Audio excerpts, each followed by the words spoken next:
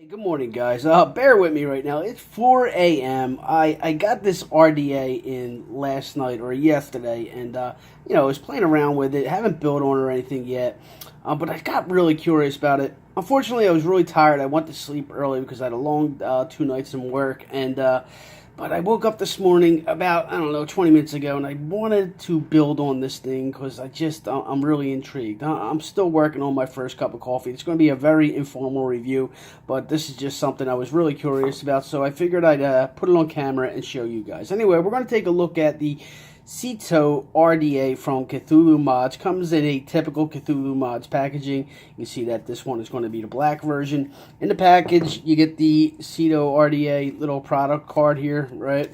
Then you're going to get a bag of mesh. You're going to get 2 sheets of mesh just like this, right? Because this is a mesh building RDA. It's a mesh heating element RDA. Never seen anything like it, okay? I've seen mesh used as a wick before, but never as a heating element, all right? You're also going to get a goodie bag. In the goodie bag, you're going to get some spare post screws. You're going to get some spare O-rings, a screwdriver. You're going to get a 510 drip tip adapter, which is right here, okay? And then you'll get this weird-looking squonk pin, okay? So it's 2 parts here. You're going to have the squonk pin itself, which looks to be like a flat head squonk pin with a hole going through. And then you have this piece, right? And basically what this piece is, you'll see hole here and then another hole up here and then another one up here. So it's basically got holes dispersed all over it and then all the way at the top. So what this is, this goes in the bottom of your RDA, and that's going to stick through the post, through the deck at the bottom, and then this is going to screw on. And I'm going to show it to you. I'm going to take the RDA and put this in, and then the juice is supposed to go up and get dispersed through your cotton because of the way you have to build on this thing, okay? Let me get a quick sip of coffee, guys. All right, so here we go. This is the RDA. All right, it looks like a pretty tall RDA. Let me quickly show you the bottom so I can put it on a mod. It says Ceto RDA. I think that is going to be your serial number here. You're going to have this silver-plated positive pin. Let me go ahead and just pop that out just so we can put the squonk pin in and see how that works. So we're going to pull this out real quick. All right.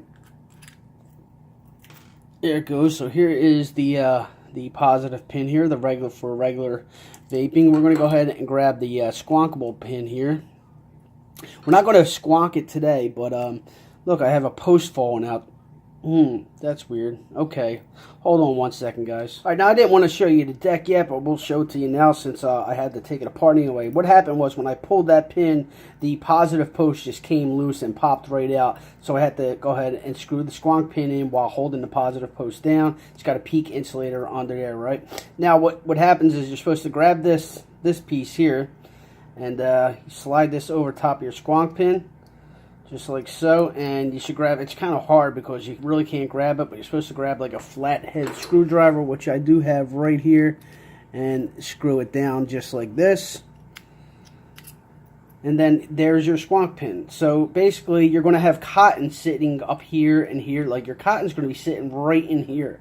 So you're going to have juice coming out here and then in the back and then down here and then down here to hit your deck. So that's the way your squonk pin works, which is, I think, the way this build deck is, I think that's pretty innovative. They're making your juice go up higher to reach your cotton because in an RDA like this, your cotton is going to be up high because of the way you have to build on this thing.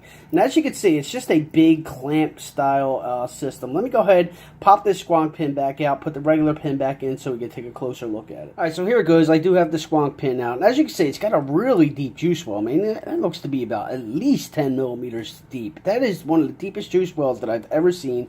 And then you have like a cutout in the bottom that gives you like an extra 2 to 3 millimeters, that kidney shaped slot down the bottom there, right? You're going to have your negative post here and then your positive post here. You got the insulator holding your positive post into place. And then you have these 2 big sandwich clamps. You're going to have one here with a couple of Phillips heads and then one here with a couple of Phillips heads. And it looks like you just pop your Phillips head screwdriver in there, back your screw out, and your clamp will go with it. And when you're ready to tighten it down, you just clamp it down. All right. Now I'm going to build on this the only way that I know how, and that is what I've seen from pictures on Cthulhu Mods. But let me just go ahead and show you the rest of the RDA. So here's your barrel, and you got 1, 2, 3, 4, 5 teardrop sized holes. And as you can see, it only goes around half of it, which makes sense because this half is going to, you know what I mean, your posts are going to sit in the back here, so you want your airflow kind of line up just like this, just halfway around, because your posts are going to be kind of back here, right? Your posts are going to be back here where there is no hole, so you want your airflow to kind of sit just like that. So kind of line it up just right. I guess you want this airflow to be right in front of your post here. Pop this into place. Now, one thing that I've noticed with all these airflow holes wide open, it kind of does whistle. I'm going to go ahead and do it just so you can hear it. That's with all the airflow holes wide open and no build in there, okay? So maybe it'll change when I have a build in there, but when I close one hole down, see if I go and turn it and close that hole down and open up the rest of them, this one's going to be closed and the rest will be open. No more whistling, and then no more whistling all the way. But you can go ahead and close each hole down incrementally if you want to. So if I close this one and this one, so we have that one closed, this one closed. And if we keep going, that one will open, and then we only have 2 open, and now we have 3 closed, right? So you can close each one down incrementally, right? Then you have a top cap. Pop the top cap off, and you can see the way it works. Just got a bunch of teardrop-shaped holes on the inside. And then you have an 810 drip tip. This is a Goon style or a whatever style, Kennedy style. You got an O-ring on the inside. It is 810 compatible, so you can put all your 810 drip tips in there. And then you have a 510 drip tip adapter, which kind of just sits in place, right? It does stub out a little bit, so it's easy to take in and out if you want to use it. All right. But yeah, that's the outside. But let's just let's go ahead and build on this thing. All right, so what I went ahead and did was just go ahead and cut like a, I don't know, 8 to 10 millimeter strip, it looks like. And I'm just going to kind of slide it into place here if it fits. Yeah, it does fit. So I don't have to necessarily have to slide it all the way through, just enough to get in and then clamp it down. So I just want to make sure it's straight. Grab my Phillips head screwdriver if I can find it right here. And then just kind of just tighten it down just like that. And it's nice and tight. And then I'm going to wrap this around this side. I guess I'll pre-measure it to where I want to cut. So I'm going to want it kind of like that, right? So I have enough room on the inside. So I'll go right about there, all right? And then we'll just, I don't know, we'll just slide this into place. Now let me go ahead and straighten this out off camera real quick. All right, now once I got off camera and I didn't have the angle that I was working it with the camera in front of me, it was much easier. I just kind of slid it into place, held my finger here, and tightened it down. It was much easier to do, okay? But there it goes. It's just sitting in there. I'm hoping it's not too much. Maybe I should have cut it a little shorter because it don't seem like there's a lot of room for the airflow. So I might have to correct that, cut a little bit more, and redo it. But we'll go ahead and work with this and see how it works. All right, so we're sitting on the Aspire speeder here, the 200 watt box mod. We're reading 0.19. I got it at 50 watts. Let's see what happens. Oh, here it goes. Wow, check that out. Pretty decent. All right, so I did go back in there and cut it down just a little bit, just about another 1/4 of an inch off of it, just so I have a little more room between the airflow hole and the mesh there. And now it's reading a 0.17. I'm going to go ahead and turn it down a little bit. We'll go down to like 40 watts. All right, and we'll see how she glows now. So I'm going to roll it this way, cut it here, I guess. And we're just going to stuff it into place and see what happens, all right? Sorry, guys, I didn't realize I never pressed re-record when I was stuffing the cotton in there. So what I did was just push the cotton in, grab my tweezers, and just kind of pushed it down and then fluffed it around at the bottom. And that's it. Just kind of sat it in there. And, man, I'm going to say, this thing's probably going to hold a ton of E-juice, man. It's going to take a while to saturate. So let's just go ahead. I'll zoom in a little bit so you can see here. See how much it's going to soak up, right? We got some Yogi E-liquid, which I'm in love with. It's a granola bar. Really good stuff, so...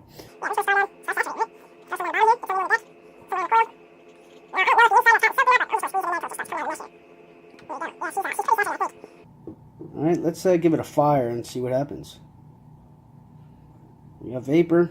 Alright, so what I'm going to do, guys, I'm going to throw the top cap on here, and I'm going to go ahead, enjoy my cup of coffee, vape on this for a little while, come back later this morning, and I'll meet you guys up top, and I'll discuss it. I'll let you know how it vapes and all that good shit. I know these O-rings are super tight.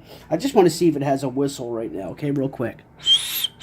Yeah, still has a whistle wide open, even with a build on the inside there. So, yeah, like I said, I'm going to go vape on this for a little while, spend a little time with it, couple hours, couple cups of coffee, and then we'll come back and we'll finish this video off. All right, guys, so thanks for joining me this morning. Enjoy your day, wake up, and all that good shit, and I'll see you guys in a little bit. Sláinte.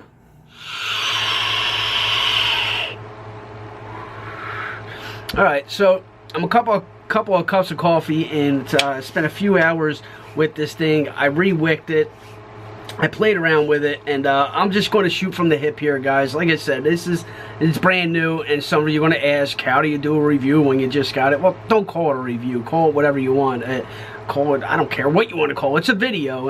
You know, a rose by any other name would smell as sweet, right? But anyway, it is what it is. This is more out of curiosity, you know. I was really curious about this thing, so I figured I'd do a review when we check it out. So, like I said, I'm just going to shoot from the hip here and let you know what I've gotten from this off of my first impressions, okay? One, the airflow. The airflow on this thing is so friggin' loud. No matter where, it seems like, no matter where I put it, I can't get it to be quiet. Right now is pretty much the quietest that I can get it. Now, I can turn it down to like 2 airflows and it's not as loud, but it's very restricted, and it's just not that good of a vape to where I have my build, you know. And I don't think there's lots of build options here.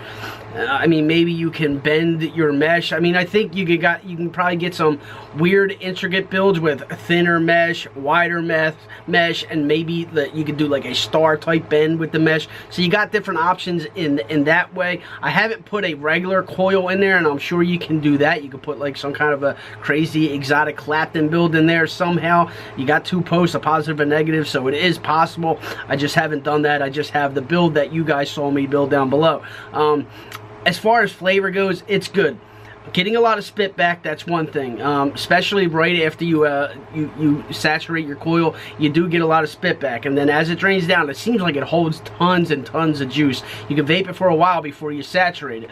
But another problem that I'm having here is, right now I'm at 69 watts. It's a 0.16 ohm build, so you figure you want to go higher. But if I go any higher than that, I start getting a taste in the back of my throat that just doesn't feel right. It doesn't feel good at all. Kind of, I don't know, and I don't know how to explain it. It's not a throat hit that I'm getting. It's like something harsh that, and to me, it kind of feels like it might be the metal from the mesh that's giving me a harsh hit, so I'm not vaping it that high.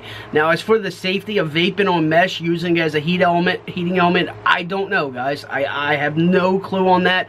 We'll have to see further testing on that. All right, I'm just being the guinea pig here for you guys. Let me go ahead and get another hit. I'm gonna turn it down a little bit. Turn it down to 61 watts. All right, here we go. That's one airflow hole closed off. I'm going to go ahead and just open them all back up so you can hear it, okay? Here they are, all open up. It's not whistling. I'm not getting a whistle. All right. What did I do here? I don't know what I did that I'm not getting a whistle.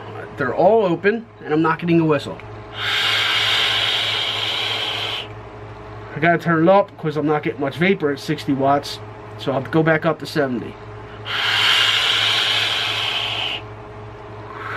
So maybe it's where you put your holes. So I guess my holes are not where they should be. I got one hole over a clamp, and maybe that's why I'm not getting the whistle, because I have one hole over the clamp and it's not even, you know. So if I even it out where it should be, that's right about where it should be, right there. I have all the holes open. Alright, so the whistle seemed to have gone away. That's good, because I was vaping on it earlier and I literally woke Chief up. Chief is my dog, little Maltipoo. He was sleeping on the couch. I was vaping it and he woke up looking all around. It was funny. You know, I was messing with him a little bit with the whistle. But it seemed the whistle did go away.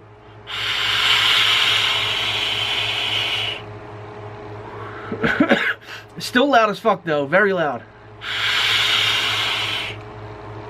So, I have mixed feelings on this RDA. As far as the mesh build deck goes, the clamp style deck, I like it. It's innovative. I do like this, and I do think there's something to it. But you're probably going to see more with this. I like innovation. When somebody tries something different, I give them, even if it sucks, you know, I give them props, A for effort. But not only, they don't just get A for effort because they actually did it. They accomplished it and it works. Can it be done better? Probably. I don't know. This is the first one that's using a mesh heating element, so I give them props. So I do like the idea. I do like the innovation. I think it's done right. Oh, I did squonk it. Squonking on this thing is a joy, okay?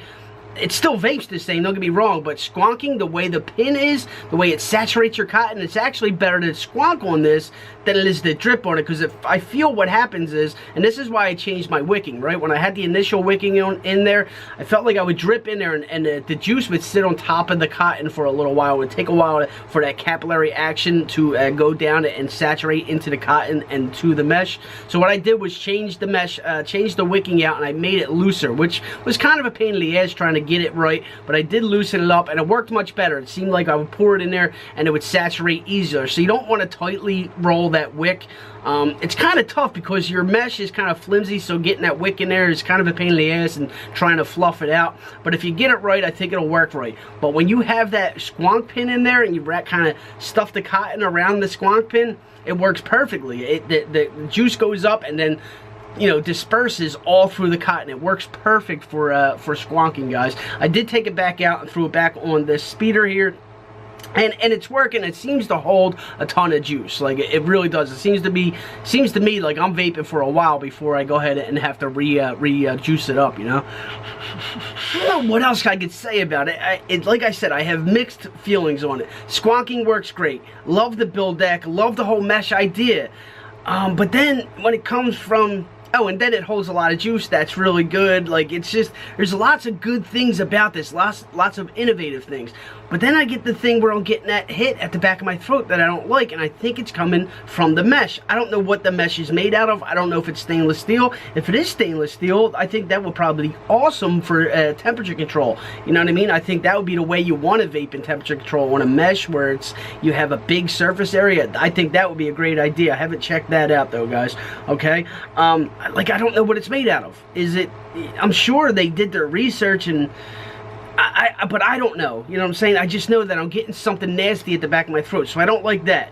And then when it comes to the airflow, I don't know how they let this through. I don't know how they let the noise from this airflow through and just said, yeah, that's good, because it's so freaking loud, guys. I mean, the whistle went away. I don't know how that happened. It must be the way I'm set or the way I'm saturated. The whistle did go away for now. Maybe I can get it back. Let's see.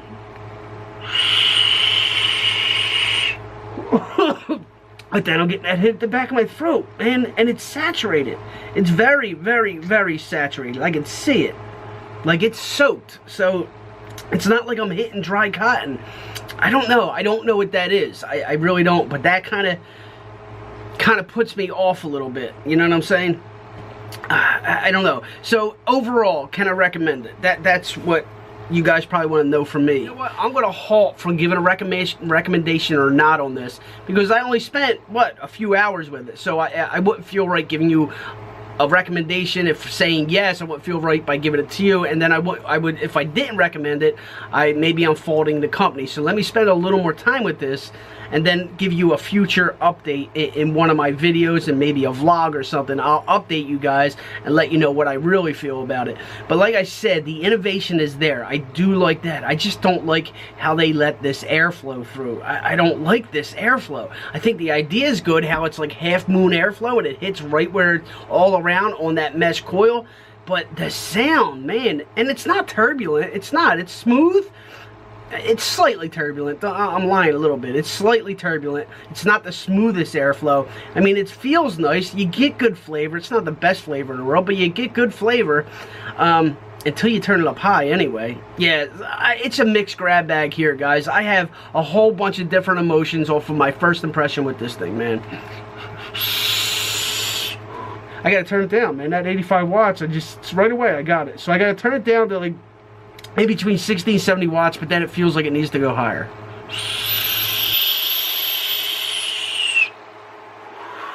My dog's probably going crazy up here.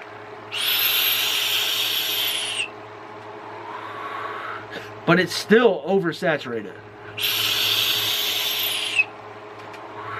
I don't know. I don't know what else to say, guys. You guys saw it. You saw the live build. You heard the whistle. You heard the noise on the RDA. I know you can't vape it. You can't tell how it vapes. I can tell you it vapes nice. It vapes okay.